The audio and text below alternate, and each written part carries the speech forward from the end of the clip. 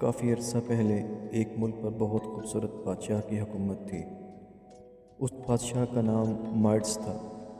اس بادشاہ کے پاس بے حساب سونا تھا جس سے وہ شہروں کے شہر خرید سکتا تھا۔ وہ اپنے سونے کو جان سے بھی زیادہ چاہتا تھا۔ کسی کو بھی نہیں پتا تھا کہ اس کے پاس اتنا سونا کہاں سے آتا ہے۔ بادشاہ اپنا سارا سونا محل کے تہہ خانے میں رکھا کرتا تھا۔ وہ ہر روز وہاں جاتا تھا اور سونے کی اشرفیاں اور سونے کی اینٹوں کو گنتا تھا۔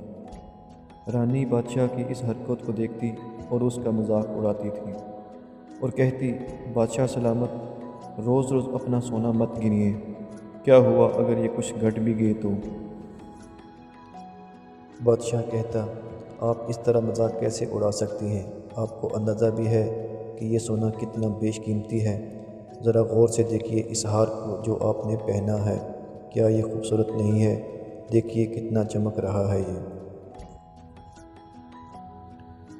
رانی بولی، جی ہاں، یہ واقعی بہت خوبصورت ہے، بھلے ہی یہ بیش قیمتی ہو مگر ہمارے لیے خوشیاں تو نہیں خرید سکتے۔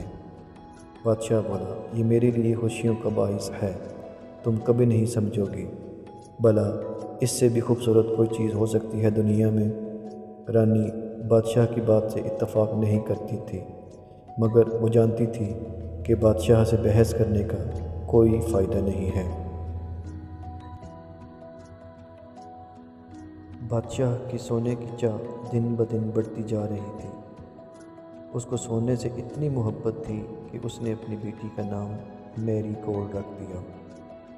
میری گولڈ بہت ہی زندہ دل تھی، ہر چھوٹی چیز میں خوبصورتی دیکھ لیتی تھی۔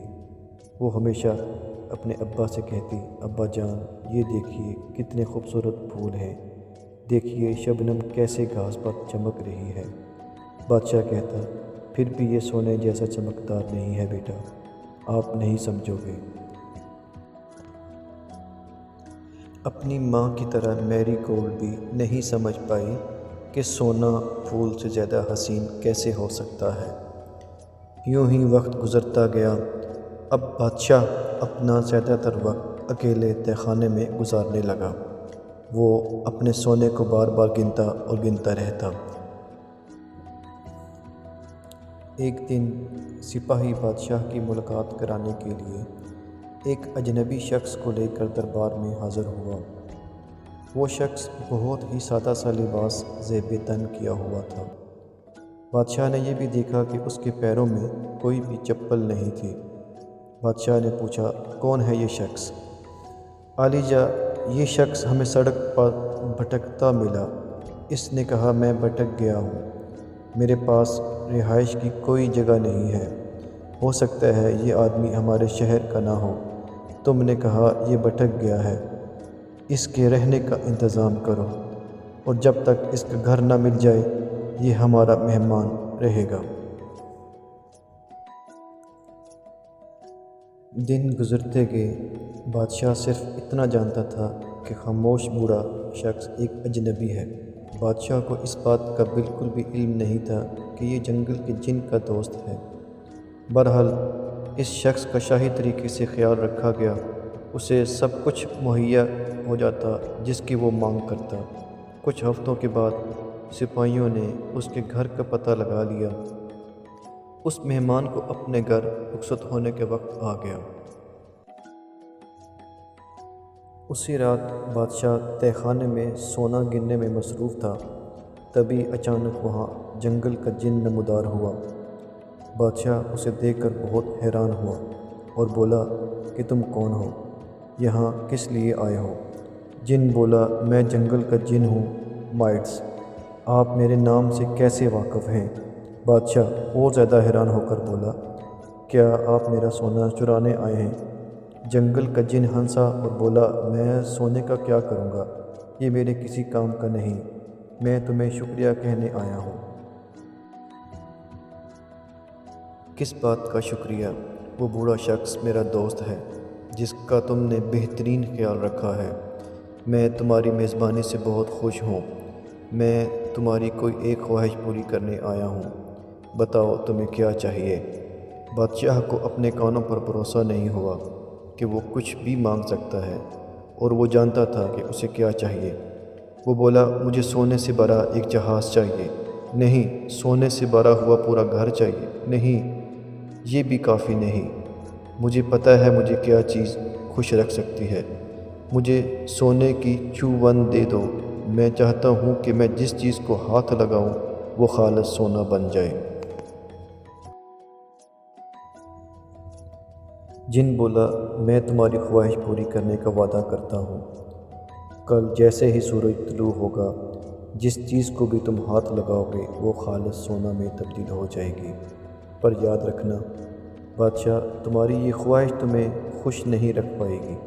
سونا ساری خوشیاں نہیں خرید سکتا۔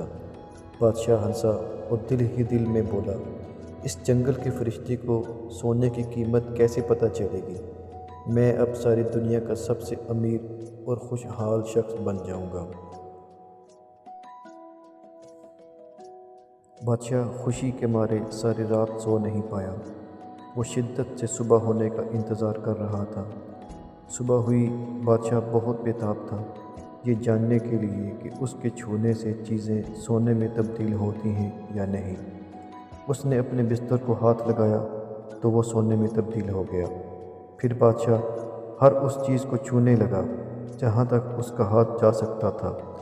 اب مجھے اپنا سونا چھپانے کی ضرورت ہی نہیں، بادشاہ بڑبڑاتے ہوئے بولا۔ چلو باہر چلتے ہیں، پوری جگہ کو سونے میں تبدیل کرتے ہیں۔ بادشاہ بڑبڑاتے ہوئے باہر نکل گیا اور وہ ہر چیز کو چھوتا جاتا اور وہ سونے میں تبدیل ہوتی جاتی۔ پھر وہ باغ میں جا پہنچا اور ہر ایک درخت اور پودے کو چھو کر سونے کا بنا دیتا۔ میں جگہ جگہ بھاگ کر تھک گیا ہوں، میرے پاس پوری سلطنت باقی ہے۔ سونے میں بدلنے کے لیے مجھے اپنی سلطنت کو دکھانا ہوگا کہ میں کس طرح ہر چیز کو سونے میں تبدیل کر دیتا ہوں۔ لیکن ابھی مجھے بھوک لگی ہے، پہلے کچھ کھا لیتا ہوں۔ بادشاہ یہ کہتا وہاں سے واپس محل چلا آیا۔ دسترخوان پر بہت سے کھانے سجے ہوئے تھے، صرف بادشاہ کے لیے، اور جیسے ہی اس نے پانی پینے کے لیے گلاس کو ہاتھ لگایا تو وہ سونے میں تبدیل ہو گیا۔ بادشاہ یہ دیکھ کر بہت پریشان ہو گیا، اس کے اندر کا پانی کہاں گیا؟ مجھے بہت پیاس لگی ہے۔ اس نے جیسے ہی کھانے کے لیے کسی چیز کو ہاتھ لگایا تو وہ بھی سونے میں تبدیل ہو گئی۔ اب بادشاہ بہت ہی خوفزدہ ہو گیا۔ اوہ، اب میں کیا کھاؤں گا؟ مجھے سخت بھوک لگی ہے۔ میں سونا کھا اور پی تو نہیں سکتا۔ کیا دنیا کا سب سے امیر بادشاہ بھوک سے مر جائے گا؟ بادشاہ بہت غمگین ہو گیا۔ وہ وہاں رکھی ساری غذا کو دیکھتا رہا جو سونے کی بن چکی تھی اور اب اس کے کسی کام نہیں تھی۔ تبھی اس کی بیٹی باہر سے دوڑتی ہوئی اندر آئی اور اس سے پہلے کہ بادشاہ کچھ سوچ پاتا، اس کی بیٹی دوڑتی ہوئی اس کے گلے لگ گئی اور جیسے ہی بادشاہ نے اسے دور کرنے کے لیے ہاتھ لگایا تو وہ بھی سونے میں بدل گئی۔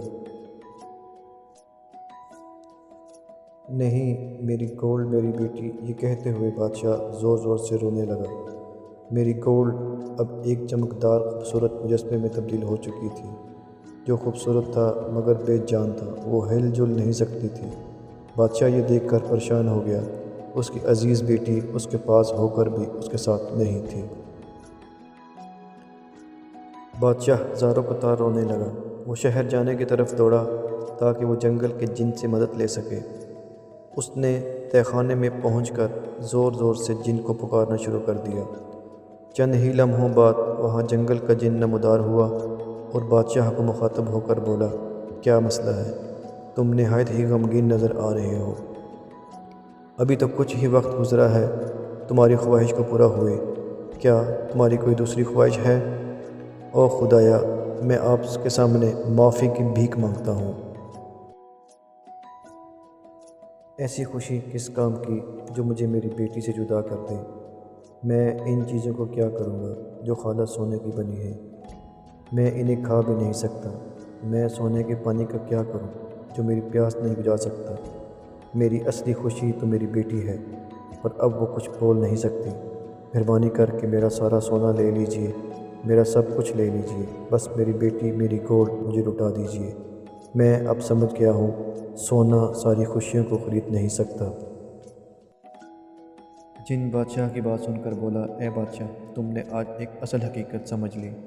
سونا ایک دن چلا جائے گا۔ انسان کے لیے ضروری ہے وہ ہے سچا پیار اور اپنوں کا اپناپن جو کبھی نہیں مرتا۔ یہ کہہ کر جن نے بادشاہ کو پانی سے بھری ایک بوتل دی اور کہا، یہ بوتل جادوئی پانی سے لبریز ہے، اس کے کچھ قطرے ان چیزوں پر چھڑک دو جو سونا بن چکی ہیں۔ جادوئی پانی سے وہ چیزیں پہلے جیسی ہو جائیں گی۔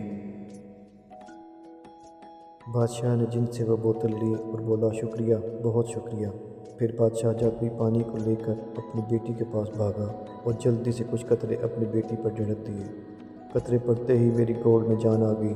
بادشاہ نے اپنی بیٹی کو باہوں میں بھر لیا۔ ابا جان، یہاں کیا ہوا تھا؟ کچھ نہیں میری بچی، میں اب سب کچھ ٹھیک کر دوں گا، جو سونے کی بن چکی تھی۔ پھر وہ اپنی بیٹی کو لے کر باغ میں گیا اور اس جادوئی پانی کے قطرے درختوں اور پودوں پر ڈالنے لگا۔